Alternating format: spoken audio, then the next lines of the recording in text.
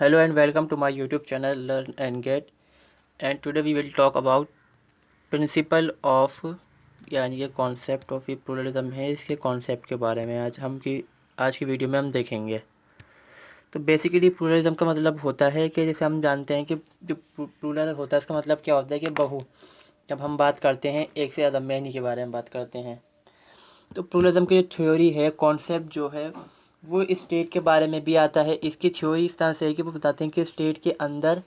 जो बहुत सारे डाइवर्सिटीज़ के लोग हैं, डायलैक्ट मतलब विचार हैं, इनके थॉट्स अलग अलग हैं, इंटरेस्ट अलग अलग है, वो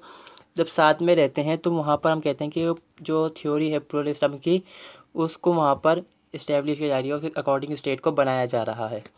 तो इसके अंदर वही चीज़ हम जानेंगे कि जो प्लूरलिज्म होता है वो बेसिकली होता क्या है, और उसके प्रिंसिपल्स वगैरह या फिर इसकी डेफिनेशंस हैं, उसकी क्रिटिसिज्म होता है वो किस बेस के ऊपर होता है।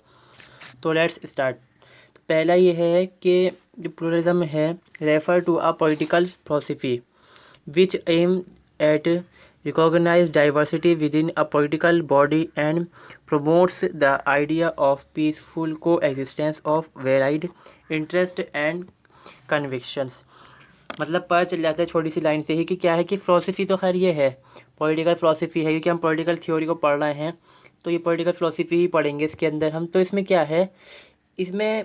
क्या होता है कि बहुत सारे तरह के मतलब जिनके अलग अलग थॉट्स होते हैं, लोगों के आइडियाज़ होते हैं या फिर इंटरेस्ट होते हैं, वे लोग एक साथ में रहते हैं वहाँ एक किसी स्टेट के अंदर, और सबको क्या है इक्वल राइट्स दिए जाते हैं, सबके पास इक्वल कैपेसिटी होती है अपने काम करने की, अपॉर्चुनिटीज़ इक्वल होती हैं, और किसी में कोई रिस्ट्रिक्शन नहीं है, किसी का कोई मतलब कोई भेदभाव नहीं है कि नहीं किया जा सकता यहाँ पर। तो बेसिकली उसी को हम कहते हैं कि वो प्लूरलिज्म वहाँ पर इस्तेमाल हो रहा है, तो वही प्लूरलिज्म होता है। फुल राइट्स ऑफ पुअर और पावर टू रूल, यानी कि क्या है कि जो पुअर लोग हैं, खासकर क्या होता है हमेशा क्या देखते हैं कि हम जो रूरल क्लास होता है उसके पास ज़्यादा राइट्स होते हैं हमेशा। मगर जब हम बात कर रहे हैं प्लूरलिज्म के बारे में तो उसमें यहाँ पर यह है कि जब सबको राइट्स मिल रहे हैं प्लूरलिज्म के अंदर, तो जो पुअर लोग हैं, जो गरीब लोग हैं या फिर दबे कुचले समाज के लोग होते हैं जिनका एक्सप्लॉइटेशन किया जाता है हमेशा, उनको भी राइट्स मिलते हैं और उनको पावर मिलती है किस क्या चीज़ की, कि वो रूल करते हैं स्टेट के ऊपर। क्योंकि बेसिकली प्लूरलिज्म के अंदर क्या है, हम डेमोक्रेसी के अंदर इस चीज़ को देखते हैं, हमारे इंडिया के अंदर भी ये सिस्टम है, डाइवर्सिटी है, बहुत सारे तरह के लोग यहाँ पे रहते हैं। तो जैसे प्लूरलिज्म का कॉन्सेप्ट यहाँ पर भी है, तो इसमें क्या राइट्स मिल रहा है, हर किसी को राइट्स मिलते हैं यहाँ पर भी। This theory believes that power or sovereignty divided into various groups in society, not a determinate person or group of persons. Pluralism believes that there are many groups and associations in society which for work or help individual it against state supremacy, absolutely and undividable sovereignty। यानी कि basically हम क्या देख रहे हैं इसके अंदर, broadly अगर इसको हम देखें तो बेसिकली ब्रॉडली हम देखते हैं इसको क्या है, मतलब कि सिस्टम क्या है यहाँ पर जो बिलीव करती है पावर और जो सोवरेंटी होती है स्टेट की उसको डिवाइड करने में। अब जितने भी स्टेट के अंदर ग्रुप्स हैं सबको उसमें डिवाइड मतलब उसको पार्टिसिपेट करने का मौका मिलना चाहिए, सबको उनका हिस्सा मिलना चाहिए स्टेट के अंदर, किस तरह से कि वो रूल कर सकें और अलग तरह के जो थॉट्स हैं सब रूल पर रूल करें। कोई ऐसा ना हो कि जैसे हम देखते हैं कि जो कॉन्सेप्ट होता है सोवियत का कॉन्सेप्ट जब हम देखते हैं थॉमस हॉब्स का या फिर ऑस्टिन का, वो कहते हैं कि कोई डिटर्मिनेट ह्यूमन करेगा, सुपीरियर होगा, वो रूल करेगा। मगर जो प्लूरलिज्म होता है इस चीज़ का क्रिटिसिज्म करता है, वो कहता है कि समाज के अंदर, सोसाइटी के अंदर बहुत सारे ग्रुप हैं और सबको सोवरेंटी है अपने अपने एरिया के अंदर अपने काम करने के लिए, अपने जो उनके जो पर्पस हैं उनको पूरा करने के लिए उनके पास सोवरेंटी होनी चाहिए। और ये बिलीव करता है कि ग्रुप होते हैं स्टेट के अंदर या जो सोसाइटी है उसके अंदर बहुत सारे ग्रुप होते हैं स्टेट के अलावा जिनके पास सोवरेंटी होती है, और वो क्या काम करते हैं, जो स्टेट के अंदर लोग हैं उनकी हेल्प करना, उनको जो फैसिलिटीज़ होती हैं उनको प्रोवाइड करें। जैसे हम देखते हैं एनजीओ वगैरह होते हैं, तो वो भी इस तरह से बताया जाता है कि ये एसोसिएशंस होती हैं ये भी, और कॉलेज हैं, यूनिवर्सिटीज़ होती हैं हमारी, इनको भी ग्रुप माना जाता है क्योंकि इनका कोई पर्पस है, ये चाहते हैं, इनका पर्पस है कि ये लोगों को एजुकेट करते हैं लोगों को, तो ये भी तो लोगों के अंदर जो समाज के अंदर सोसाइटी है उसके लिए कुछ कर रहे हैं।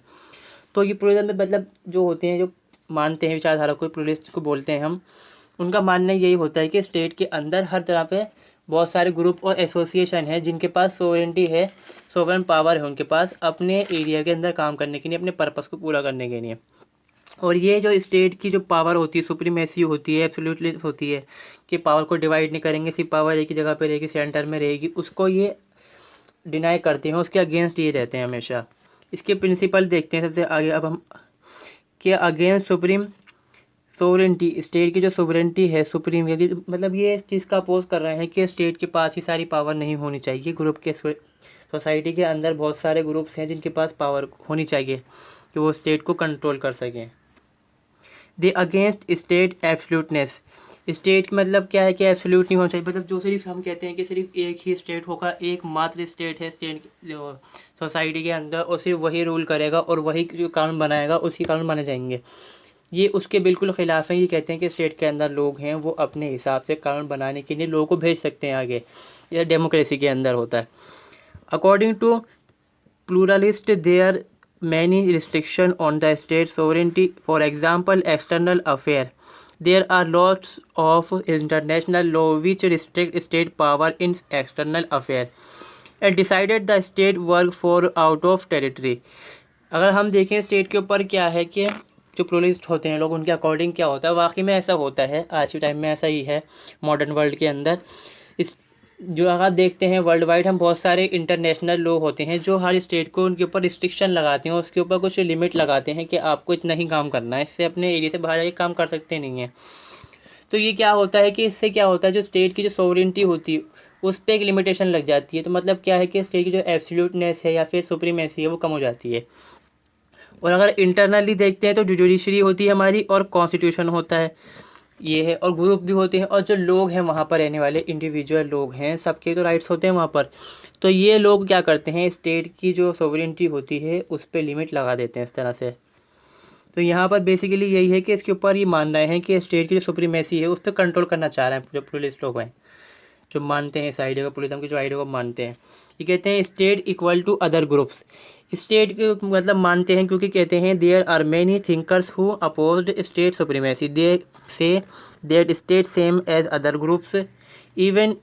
एग्जिस्ट है ये exist even there are many groups which still before state. मतलब ये कहते हैं कि स्टेट के अंदर बहुत सारे ग्रुप होते हैं और सब ग्रुप के पास क्या है, सोवरेंटी अपनी होती है, अपने एरिया के अंदर अपने काम को अपने पर्पस को पूरा करने के लिए सोवरेंटी है उनके पास। तो स्टेट भी वही है एक तरह से कि इंडिविजुअल एक मतलब लोगों का ग्रुप है ये भी, मगर इसके पास क्या है कुछ ख़ास राइट्स होते हैं इसके पास, स्टेट के पास। इसे उन्होंने कहा कि जो मानते ही मान लेते हैं वक्तों के जो बहुत सारे स्टेट के अंदर ग्रुप्स होते हैं उनके बीच कॉन्फ्लिक्ट जब होते हैं उसको कंट्रोल करने के लिए, तो वहाँ पर स्टेट के पास पावर होती है, स्पेशल पावर होती है कि वो उसको कंट्रोल कर सकता है। ये कहते हैं बेस्ड किसी क्रिटिसिज्म करते हैं ये स्टेट का बेस्ड ऑन स्टेटरी प्लूरलिज्म। जो प्लूरलिस्ट होते हैं वो क्रिटिसाइज करते हैं statutory because we think that they think because that state create law का मतलब स्टेट जो है ये मतलब इस चीज़ पे जो क्रिटिसिज्म कर रहे हैं कि स्टेट जो है लॉ को बनाता है। ये कहते हैं कि जो लॉ है वो स्टेट को बनाते हैं। अगर हम देखते हैं डेमोक्रेसी के अंदर अपने यहाँ इंडिया के अंदर तो लॉ बने हुए हैं उसके अकॉर्डिंग ही स्टेट बनता है। पर ये मान रहे हैं कि जो लॉ है जी मानती सी बात को मानते हैं। पर अगर हम देखते हैं अपने इंडिया के अंदर हमारे यहाँ जो पार्लियामेंट है वो लॉ बनाती है, और पार्लियामेंट कौन होती है, जो स्टेट की गवर्नमेंट होती है। मतलब एक दोनों दूसरे पर डिपेंड है, इंटरडिपेंड है कि स्टेट गवर्नमेंट जो है हमारी जो सेंट्रल गवर्नमेंट होती, सॉरी स्टेट या सेंटर नहीं पार्लियामेंट देखेंगे हम इसके अंदर, कि जो पार्लियामेंट है वो कानून को बनाती है और उस कानून के अकॉर्डिंग ही हमारी गवर्नमेंट बनती है। तो यहाँ पर क्या है दोनों तरह से इसका हम क्रिटिसिज्म भी कर सकते हैं अगर हम देखते हैं, मगर ये फिलहाल हम देखते हैं कि ये क्रिटिसिज्म कर रहे हैं इस चीज़ के ऊपर कि लॉ स्टेट नहीं बनाता, स्टेट को बनाते हैं। जो स्टेट बनता है मतलब जो गवर्नमेंट बनती है वो लॉ के हिसाब से ही बनाई जाती है। स्टेट ओनली एन एसोसिएशन, क्योंकि उन्होंने कहा कि लोगों का ग्रुप है जिसके पास कुछ खास स्पेशल राइट्स होती हैं, पावर्स होती हैं, बस इतना मानते हैं इस चीज़ का। और ये इकोनॉमिक लीडरशिप जो होती है उसके अंदर ये बिलीव करते हैं, believe in decentralisation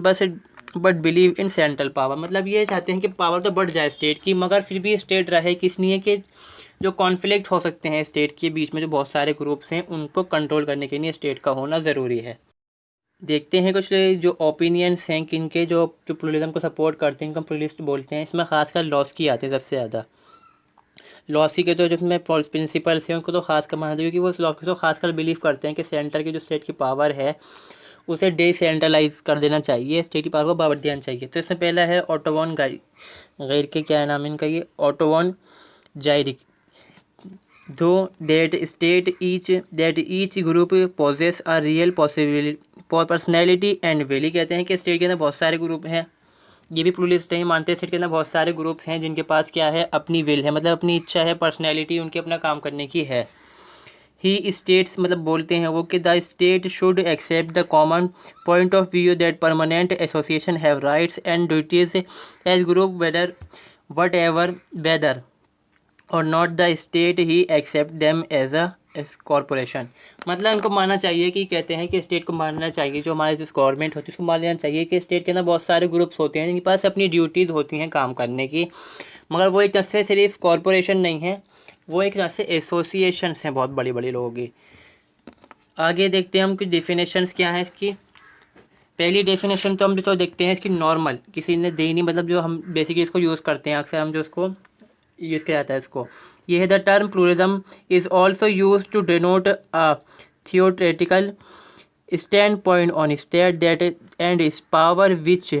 suggest that pluralism is a adequate model that represent the distribution of power in societies. ये कहते हैं इसमें जो डेफिनेशन इसमें मान लिखा जा क्या है कि एक तरह से ये फिलॉसफी है, मतलब थियोरिटिकल मतलब थ्योरी के अंदर स्टैंड पॉइंट है जिसमें हम ये देखते हैं कि स्टेट की जो पावर है ये इस चीज़ में बिलीव करता है और जो स्टेट को सजेशन देता है कि आप पावर को बांटिए सोसाइटी के अंदर। इससे क्या होगा, सोसाइटी के अंदर जो रिप्रेजेंटेशन होती है लोगों की वो बढ़ेगी और ये एक अच्छा मॉडल साबित होगा ये, अगर ऐसे हम करते हैं तो। जाहिर क्या कहते हैं इसके बारे में, the state should accept the common point of view that permanent association have right and duties as group whether or not the state has accept them as a corporation. चाहे स्टेट माने ना माने उनको मानना पड़ेगा, ये कॉरपोरेशंस होती हैं जिनके पास परमानेंट होती हैं ये, और इनके पास कुछ राइट्स होती हैं, ड्यूटीज़ होती हैं इनकी। अब आते हैं हमारे लॉस की, जो हमारे हेरोल्ड लॉस की इनकी खासकर काम आती है हर एग्ज़ाम के अंदर लिखने के लिए। डिफाइन करते हैं that the pluralism is system which would recognize the complete autonomy of groups and deny to the state any claim to be the absolute sovereign. ये क्या कहते हैं कि प्लूरलिज्म जो सिस्टम है इसमें रिकॉग्नाइज करते हैं कि कंप्लीट ऑटोनॉमी होती है लोगों के पास, मतलब लोगों के पास जो ग्रुप्स हैं बहुत सारे स्टेट के अंदर, सबके पास यहाँ पर पावर्स हैं, अपनी अपनी पावर्स होती हैं और डिनाई कर रहे हैं वो इस बात के कि स्टेट को जो वो क्लेम करता है कि एब्सोल्यूटनेस के ऊपर कि हमारे पास सबसे ज़्यादा पावर है, वो कहते हैं कि स्टेट के पास इतनी ही पावर जितनी दूसरे एसोसिएशन से उनके पास है, बस कुछ ख़ास पावर्स हैं वो इस चीज़ को मान लेते हैं। कुछ पावर बाद में वो कहते हैं कि हाँ कुछ ख़ास पावर तो इसके पास हैं, क्योंकि वो क्या करता है, इंटरमीडिएट होता है बीच में, जो स्टेट के जो ग्रुप्स होते हैं, कॉन्फ्लिक्ट होते हैं उनके बीच में, उसको सॉल्व करता है ये। The state is association of association with the special function, आगे ना कि स्पेशल फंक्शन होते हैं ऑफ कोऑर्डिनेटिंग देयर एक्टिविटीज़। बहुत सारे स्टेट के अंदर ग्रुप्स होते हैं, अपनी कोऑर्डिनेट करता है उनके साथ, ये दो ग्रुप्स को जोड़ता है, उनके बीच कॉन्फ्लिक्ट होते हैं उनको ख़त्म करता है, कोई मतलब झगड़े का माहौल बनता है स्टेट के अंदर, चाउस वगैरह होता है या फिर लड़ाई का माहौल बन जाता है वहाँ पर, तो उसको कंट्रोल कर सकता है ये। It is a public service corporation, he is opined that society is regarded as federal therefore authority must be also federal. इन्होंने क्या कहा, सोसाइटी फेडरल होती है, मतलब हर अलग अलग मतलब सोसाइटी के अंदर काम बटा हुआ होता है। हमारे यहाँ लोगों में होता है कि एक मुखिया बना होता है, फिर उसके अंदर लोग होते हैं, फिर अपना अपना काम देखते हैं। वो कहता है ऐसे ही स्टेट को भी होना चाहिए, जो अथॉरिटीज़ होती हैं हमारी। R.M. मैक्लीवर कहते हैं अपनी बुक के अंदर, modern the state is consist pluralist, he considered the state as an corporate association among the many association within the community। इन्होंने क्या कहा, वही बात को दोहराया जा रहा है यहाँ पर भी कि स्टेट के अंदर एसोसिएशंस हैं, उन्हीं के अंदर से एक एसोसिएशन है, और ये मान भी रहे हैं कि स्पेशल फंक्शन स्पेशल पावर हैं स्टेट के पास। गेटल से that the pluralist deny the fact that the state is a unique organization. They argue that such association of their purpose are as sovereign as state for its purpose। ही कहते हैं गेटल के state के अंदर बहुत सारी organisation होती हैं, state भी उनमें से ही, मतलब सोसाइटी के अंदर सोसाइटी के समाज के अंदर बहुत सारी एसोसिएशंस होती हैं, स्टेट भी एक एसोसिएशन है जिसके पास कुछ यूनिक है, वो कुछ ऑर्गेनाइजेशन है और वो यूनिक है, जिस पर कुछ खास पावर मिल रही हैं उसको। जैसे हर स्टेट के अंदर जो ऑर्गेनाइजेशंस हैं उनके पास अपना पर्पस है अपने काम करने के लिए, तो सोवरेंटी है उनके पास, सोवरेन पावर है उनके पास, ऐसे ही स्टेट के पास भी क्षमता है अपने काम करने की। They emphasise on the inability of the state to enforce its will in practice against the opposition of certain group within it. For them, the state police is not an individual unit. The state is not supreme or unlimited। ये कह रहे हैं कि state में क्या है, emphasise करते हैं स्टेट के ऊपर कि प्रैक्टिस करता है अपनी जो अपोजिशंस होती हैं उनके लिए कंट्रोल करने के लिए, उस चीज़ का ये अपोजिशन करते हैं, मतलब कि स्टेट पावर इस्तेमाल कर रहा है दूसरे को दबाने के लिए, उसका ये खिलाफ बोल रहे हैं। ये कहते हैं कि और बिलीव नहीं करते कि वो एक ऐसा सिस्टम है जिसके पास फुल पावर है, कोई पूरी तरह से पावर है, ना सुप्रीम है ना अनलिमिटेड है। ये भी इस पर लिमिटेशन लगा रहे हैं इसके ऊपर, स्टेट के ऊपर। There are number of other thinkers who have assailed the traditional theory of sovereignty and pleaded for the autonomy of groups। बहुत सारे थिंकर्स हैं इसके अलावा भी जो इस बात को कहते हैं कि स्टेट के अंदर बहुत सारे ग्रुप्स हैं इसके अलावा कि उनके पास ताकत होती है, क्षमता होती है, जिसमें हैं डरकिम आते हैं हमारे। डरकिम का देखते हैं हम क्या कहते हैं, pleads for the freedom. Durkheim pleads for the freedom of a vocational group to regulate the economy of the state because the state as a general scheme of life is not adequately fitted in the undertaking the specialization। इन्होंने क्या कहा कि एक group, बहुत सारे जो उसको state के अंदर ग्रुप होते हैं उनको पावर मिलनी चाहिए जो इकोनॉमी है उसको कंट्रोल करने के लिए, रेगुलेट चलाने के लिए उसको। अभी कहते हैं कि जो स्टेट है जो जनरल स्कीम है लाइफ की इज़ नॉट, मतलब फिट नहीं है फिर भी ये हर तरह से, क्योंकि स्टेट जो है रूल और रेगुलेशन के बारे में ज़्यादा माना जाता है कि स्टेट का काम ज़्यादा रूल और रेगुलेशन बनाना होता है और स्टेट में पीस मेंटेन करना होता है, और जो ये इकॉनमी वगैरह होती है स्टेट को इससे दूर रहना चाहिए। अब देखते हैं हम कि क्रिटिक्स ऑफ प्लूरलिज्म के बारे में, मतलब इसका क्रिटिसिज्म भी किया जाता है, हर चीज़ की थ्योरी बनाई गई तो उसका क्रिटिसिज्म भी होता ही है, अक्सर पॉलिटिकल थ्योरी के अंदर हर जगह होता है। द जो क्रिटिक्स होते हैं opine that the pluralist theory suffer from an inter contradiction. ये कॉन्ट्राडिक्शन के बारे में बात कर रहे हैं कि इनके बीच में कुछ जो प्लूरलिस्ट बहुत सारे हैं इसमें, और ये जो थ्योरी है इसके अंदर ही खुद कुछ प्रॉब्लम्स हैं, क्योंकि इनके अंदर है क्या प्रॉब्लम है वो बताई जाती है कि जो pluralist reduce the power of the state and make it coequal in power to other social group, while in practice they are willing to concede to the state the sovereignty power where general interest are involved। जहाँ पर general interest involve होता है वहाँ पर ये state को supreme और sovereign बना डालते हैं, ये पावर दे डालते हैं स्टेट को। मतलब हालांकि ये क्या कहते हैं हमेशा ये कि जो स्टेट है वो इक्वल है, किसके को इक्वल है, ये जो स्टेट के अंदर सोसाइटी के अंदर बहुत सारे ग्रुप्स हैं उनके ही इक्वल होता है स्टेट। मगर यहाँ पर जब इनको लगता है कि अपनी इंटरेस्ट की बात आ रही है, मतलब की बात आ रही है, ये क्या डालते हैं कि स्टेट भी बराबर, स्टेट ज़्यादा सुप्रीम है दूसरे ग्रुप के अकॉर्डिंग, क्योंकि इंटरेस्ट की बात है, ज़रूरत की बात आ रही है। Laski and Barker admit that the state will have no carry on the function of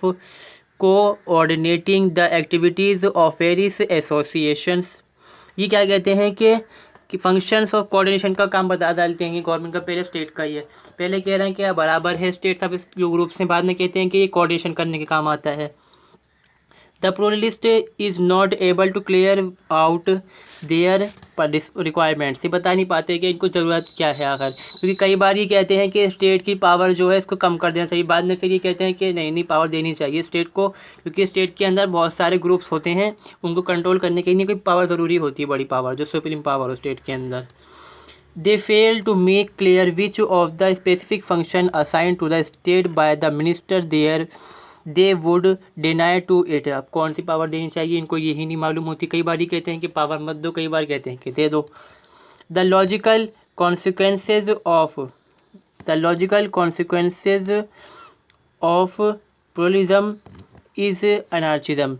in the absence of state there will be no order and without sovereignty there be no state. अब इन्होंने कहा कि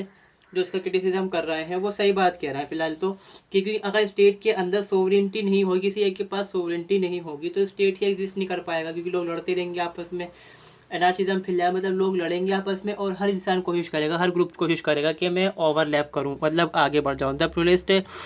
erroneously assume that the various groups within the community run along parallel line and that these is no overlapping of functions. The fact of social life reveal that the functions of the numerous independent group on overlapping and their interests are sometimes conflicting। यानी कि क्या है कि state बाद में ये मान लेते हैं, गलती से ही इस चीज़ को अज्यूम कर लेते हैं ये कि हाँ ग्रुप हैं बहुत सारे स्टेट के अंदर और वो साथ साथ चलते हैं, पैरेलल लाइन पे चलते हैं और कोई ओवरलैपिंग सिस्टम नहीं है, और वो कभी कभी अपने आप को भी ओवरलैप करते हैं, मतलब दूसरे से उनमें कॉन्फ्लिक्ट हो जाता है, होड़ मच जाती है आगे बढ़ने की। हर ग्रुप चाहिए कि स्टेट के अंदर हमेशा देखते हैं कोई कोई गवर्नमेंट नहीं है,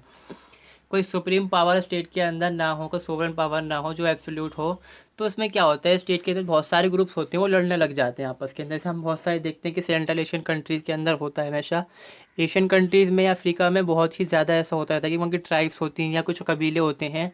या कुछ लोग जो ग्रुप्स होते हैं वो लड़ते हैं आपस में, किसी के पावर चाहिए, हर कोई कोशिश करता है कि मैं बैठ जाऊँ गद्दी पर और मैं चलाऊँ देश को। तो ये क्या होता है, प्रॉब्लम आती है फिर ये इस चीज़ के चक्कर में जो प्रोलिस्ट होते हैं इस चीज़ को मान लेते हैं कि हाँ भाई स्टेट जो है सुप्रीम पावर होना ज़रूरी है स्टेट का। तो ये हो गया जो प्लुरलिज्म होता है उसका कॉन्सेप्ट, थ्योरी वगैरह, डेफिनेशंस और जो इसका क्रिटिसिज्म होता है वो। अगर वीडियो आपको अच्छी लगी हो तो अपने दोस्तों के साथ भी ज़रूर शेयर करें और चैनल को सब्सक्राइब करें। इस वीडियो को देखने के लिए thank you. Keep waiting for my next video.